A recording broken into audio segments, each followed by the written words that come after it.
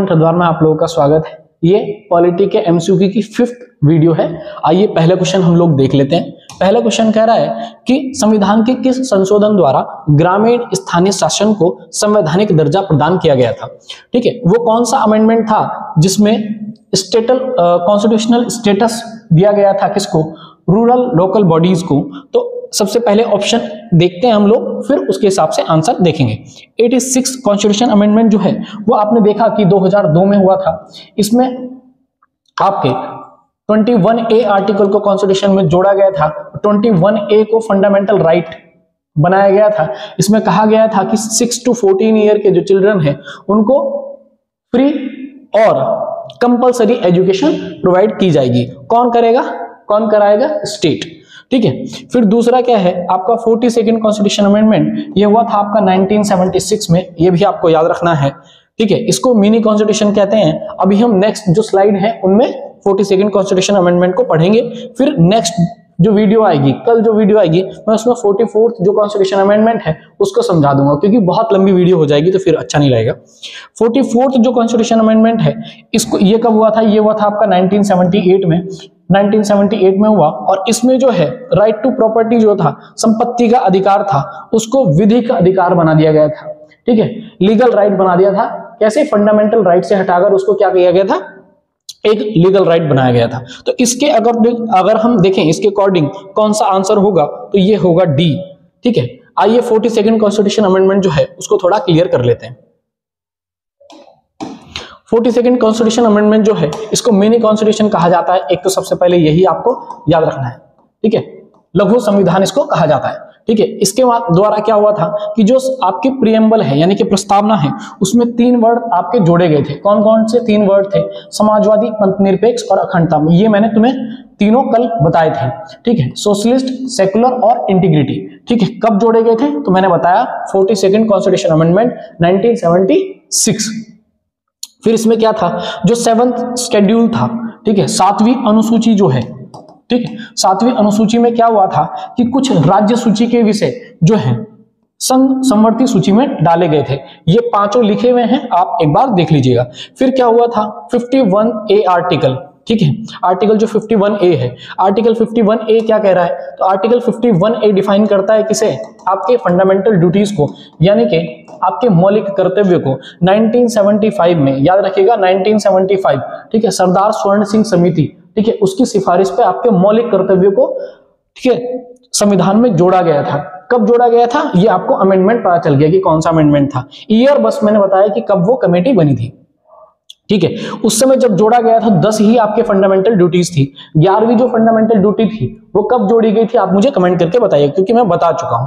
ठीक है, इसमें कुछ और प्रोविजंस हुए थे, एक बार आप थोड़ा सा इनको पढ़ लीजिए। जिसमें जैसे इसमें 42nd में कहा गया है कि जो राष्ट्रपति हैं वो बाध्य होंगे किसके लिए, अगर मंत्री जो मंडल है, मंत्रिमंडल क्या करेगा, कोई सलाह राष्ट्रपति को देगा तो उस सलाह को मानने के लिए क्या होंगे, राष्ट्रपति बाध्य होंगे। और कुछ आर्टिकल भी इसमें जोड़े गए थे, जैसे 257 जोड़ा गया था, 329A जोड़ा गया था। ठीक है, और जो हाई कोर्ट की पावर है जुडिशियल रिव्यू की, ठीक है, न्यायिक पुनर्विलोकन की जो पावर है उसको क्या किया गया था, कर्टेल किया गया था, उसे छोटा किया गया था। ठीक है, कुछ और प्रोविजंस इसमें किए गए थे, उनको भी थोड़ा सा देख लेते हैं। और क्या किया गया था, देखिए डीपीएसपी यानी कि जो आपके राज्य के नीति निर्देशक तत्व हैं, तो उनमें भी कुछ बदलाव किए गए थे, कुछ अमेंडमेंट करके आर्टिकल जोड़े गए। जैसे 39A जोड़ा गया था, तो 39A क्या कह रहा है, ये कह रहा है कि भैया एक तो इक्वल जस्टिस की बात कर रहा है, और क्या कर रहा है कि provide free legal aid to the poor. जो गरीब हैं, पुअर हैं, उन लोगों के लिए मुफ्त कानूनी सलाह का ये प्रावधान कर रहा है। फिर आपका 43A क्या कर रहा है, ये कह रहा है जो वर्कर हैं, ठीक है, जो वर्कर हैं, श्रमिक हैं, वो मैनेजमेंट में क्या करेंगे, जो इंडस्ट्रीज की जो मैनेजमेंट है उसमें पार्टिसिपेट करेंगे। ऐसा प्रावधान इसमें किया गया था। फिर और क्या कह रहा है, तो ये आर्टिकल 48A है। ठीक है, improve, protect and improve the environment and to the safeguard forest and wildlife. जो वन्य जीव हैं, पर्यावरण है, उनके लिए कुछ प्रोविजंस इसमें किए गए थे आपके आर्टिकल 48A में। और ये क्या कह रहा है, ये भाग 14A की बात कर रहा है, संविधान के भाग 14A की बात कर रहा है। आर्टिकल कौन सा 323A और 323B कॉन्स्टिट्यूशन में जोड़े गए थे। ठीक है, ये आपका 42 जो है या 42nd कॉन्स्टिट्यूशन अमेंडमेंट है, उसका कुछ कुछ मैंने आपको मेन पॉइंट आपको समझाए हैं। चलिए आप देखते हैं नेक्स्ट क्वेश्चन क्या कह रहा है। पिछड़ा वर्ग आयोग, ठीक है, किस वर्ष में नियुक्त किया गया था, कौन सा, किसकी अध्यक्षता में? अच्छा, काका कालेलकर की अध्यक्षता में प्रथम पिछड़ा वर्ग आयोग किस वर्ष पूछ रहा है, ईयर पूछ रहा है, किस वर्ष में नियुक्त किया गया था। ठीक है, backward classes commission appointment under the chairmanship of काका कालेलकर। तो देखिएगा ये जो है 1953 में, तो डेट अगर आप देखें तो ये थी आपकी 29 जनवरी। ठीक है, 29 जनवरी को 1953 काका कालेलकर की अध्यक्षता में पहला पिछड़ा वर्ग आयोग आपका बैकवर्ड क्लासेस कमीशन अपॉइंटमेंट हुआ था, थोड़ा याद रखिएगा। नेक्स्ट क्वेश्चन हम देख लेते हैं। भारत में सर्वोच्च न्यायालय की स्थापना कब हुई? अच्छा क्वेश्चन है। तो देखिए आपको याद होगा 26 जनवरी 1950 इस दिन क्या हुआ था, हमारा जो कॉन्स्टिट्यूशन है वो लागू हुआ था। ठीक है, इसके 2 दिन बाद यानी कि 28 जनवरी 1950 को क्या हुआ, भारत में सुप्रीम कोर्ट की स्थापना की गई थी। तो आंसर क्या होगा इसका, बी ऑप्शन। नेक्स्ट क्वेश्चन देखते हैं। कह रहा है संविधान के किस अनुच्छेद के अनुसार प्रत्येक राज्य के लिए एक उच्च न्यायालय होगा, यानी कि एक हाई कोर्ट होगा, ये किस में प्रोविजन दिया गया है? तो आप आर्टिकल याद रखिएगा, ये था 214।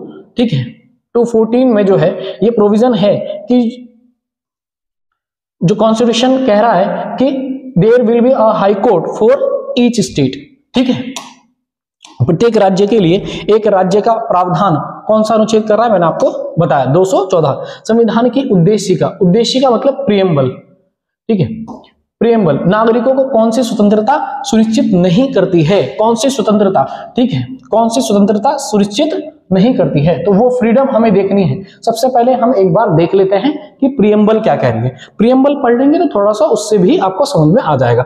हालांकि मैंने सिर्फ हिंदी में अभी रखी है तो आपको काफी मदद मिल जाएगी। ठीक है, देखिए एक बार हम इसको पूरा देख लेते हैं, वहां से जो जो क्वेश्चन मुझे लगता है कि प्रियम्बल में बन सकता है वो मैं यहां समझा दूंगा। हम भारत के लोग, सबसे पहले बात तो भारत के लोग से होगी। तो अगर संविधान के अनुसार कोई सबसे बड़ा है तो वो कौन है, भारत के लोग। ठीक है, भारत को एक संपूर्ण प्रभुत्व संपन्न, ठीक है, संपूर्ण प्रभुत्व संपन्न, ठीक है, संपूर्ण प्रभुत्व संपन्न समाजवादी पंथ निरपेक्ष लोकतंत्रात्मक गणराज्य बनाने के लिए उसके समस्त नागरिकों को, अब देखिए यहां न्याय की बात की गई है, जस्टिस की बात की गई है। तो जस्टिस कितने टाइप का दिया है, सामाजिक, आर्थिक और राजनीतिक। ठीक है, सोशल, इकोनॉमिक और पॉलिटिकल, ये 3 तरीके का जो है आपको न्याय की व्यवस्था की गई है। तो अगर पूछे कि उद्देशिका में या प्रस्तावना में कितने प्रकार के न्याय की व्यवस्था है, तो आप आंसर क्या लगाएंगे, 3 प्रकार के न्याय की व्यवस्था है, सामाजिक, आर्थिक और राजनीतिक। विचार, अभिव्यक्ति, विश्वास, धर्म और उपासना की स्वतंत्रता। तो अगर मैं फ्रीडम की बात करूं तो कितने टाइप हो गए, 1, 2, 3, 4 और 5। तो स्वतंत्रता कितने प्रकार की है, तो 5 प्रकार की जो है वो फ्रीडम की बात की गई है। ठीक है, यहीं से वो क्वेश्चन है, प्रतिष्ठा और अवसर की समता। ठीक है, यहां इक्वलिटी की बात की गई है। ठीक है, तो यानी कि ठीक है, इक्वलिटी की बात की गई है, कहां, आपके प्रतिष्ठा और अवसर की समानता। ठीक है, तो उसमें प्राप्त करने के लिए तथा उन सब में व्यक्ति की गरिमा और राष्ट्र की एकता अखंडता सुनिश्चित करने वाली बंधुता को बढ़ाने के लिए दृढ़ संकल्प होकर अपनी इस संविधान सभा में आज तारीख 26 नवंबर 1949, ये डेट आपको याद रखनी है, 26 नवंबर। ठीक है, तो मैंने बताया भी था आपको कि 26 नवंबर 1949 को हमने संविधान को क्या किया, अंगीकृत किया, यानी कि अडॉप्ट किया। तो आपको याद रखना है, अंगीकृत, अधिनियमित और आत्मार्पित करते हैं। तो यहां देखिएगा कौन कौन सी स्वतंत्रता है, क्योंकि वो क्वेश्चन जो है एक बार आप देख लीजिए, क्वेश्चन कौन कौन सा है, विश्वास, धर्म और उपासना। विश्वास, धर्म और उपासना ये तीनों हैं, जबकि आपके यहां कितने हैं, यहां देखिएगा यहां 5 हैं। कौन कौन से हैं? विचार, अभिव्यक्ति, विश्वास, धर्म और उपासना। ठीक है, तो ये 5 हैं। ठीक है, वहां प्रतिष्ठा दिया हुआ है, जबकि प्रतिष्ठा और अवसर क्या है? ये समानता है, इक्वलिटी दी जा रही है। ठीक है, तो याद रखिएगा। तो इसमें कौन सा आपका आंसर रहेगा? इसमें वो जो है आपको लगाना है कि कौन सा नहीं है, तो प्रतिष्ठा नहीं है, रिपीटिशन नहीं है। ठीक है, नेक्स्ट प्रेमल मैंने आपको समझाई दी। नेक्स्ट क्वेश्चन में चलते हैं। भारतीय संविधान में उपराष्ट्रपति का पद किस देश के संविधान से लिया गया है? तो याद रखिएगा, जो राष्ट्रपति का उपराष्ट्रपति का पद है वो कहां से लिया है? हमने यूएसए से लिया है। ठीक है, नेक्स्ट, किस वर्ष सरकारी नौकरियों में अन्य पिछड़ा वर्ग के लिए 27% आरक्षण की घोषणा की गई थी? ठीक है, in which year 27% reservation for OBCs was announced। ठीक है, इन गवर्नमेंट जॉब्स। देखिए, ये जो अगर हम बात करेंगे तो ये है 1990 में। और कौन थे उस समय प्राइम मिनिस्टर? तो वीपी सिंह थे। याद रखिएगा, कौन थे आपके? वीपी सिंह। ठीक है, 1979 में मंडल आयोग बना था। क्या बना था आपका? एक मंडल कमीशन बना था। ठीक है, जिसकी रिकमेंडेशन पे क्या हुआ? ये फैसला लिया गया था। ठीक है, जिस समय ये बना उस समय कौन थे? मोरारजी देसाई। याद रखिएगा, कौन थे? मोरारजी देसाई। ठीक है, मोरारजी देसाई। जबकि जिस समय ये अनाउंसमेंट हुई तो कौन है? वीपी सिंह। दोनों क्वेश्चन इंपॉर्टेंट है, याद रखिएगा। नेक्स्ट, भारत के उपराष्ट्रपति को कौन शपथ दिलाता है? ठीक है, तो भारत के उपराष्ट्रपति को शपथ दिलाते हैं राष्ट्रपति। जबकि राष्ट्रपति को कौन और दिलाता है या शपथ दिलाता है? तो वो है आपके सीजीआई। अगर सीजीआई नहीं है तो जो सीनियर मोस्ट होगा सुप्रीम कोर्ट में वो उनको शपथ दिलाएगा, या जो सीजीआई है वो अपॉइंट करके जाएंगे तभी वो दिलाएगा। भारतीय संविधान के अंतर्गत निम्नलिखित में से कौन सा अनुच्छेद संसद को राज्य सूची के विषय में संबंध में विधि बनाने की शक्ति प्रदान करता है? ये कह रहा है कि भैया ऐसा कौन सा आर्टिकल है इनमें से जो स्टेट लिस्ट के जो सब्जेक्ट हैं उन पे लॉ बनाए? कौन? आपकी संसद यानी कि पार्लियामेंट। ठीक है, स्टेट लिस्ट पे कानून अगर पार्लियामेंट को बनाना है तो कौन सा आर्टिकल ये पावर किसको दे रहा है? पार्लियामेंट को दे रहा है।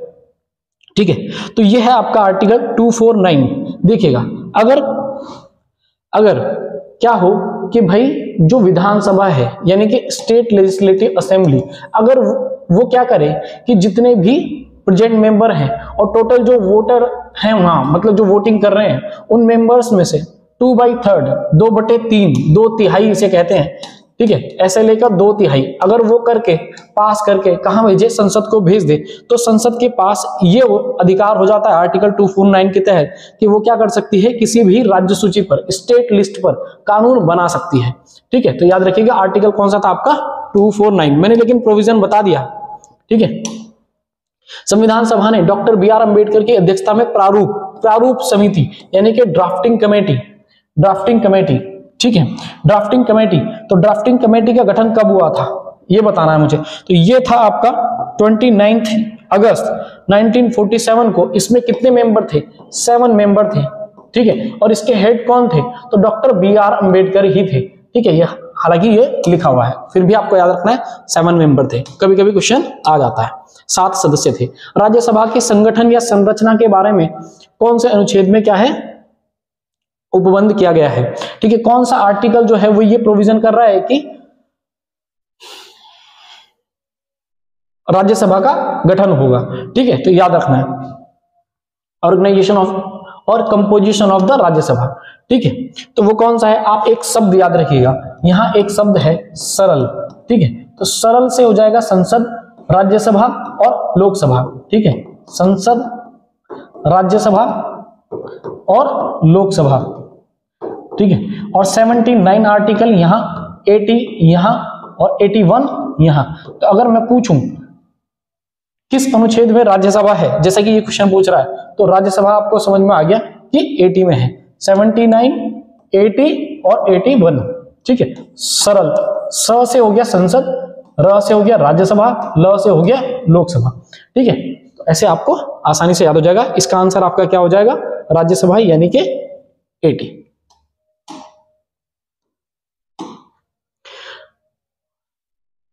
Which article of the Constitution of India provide that there will be a governors of state?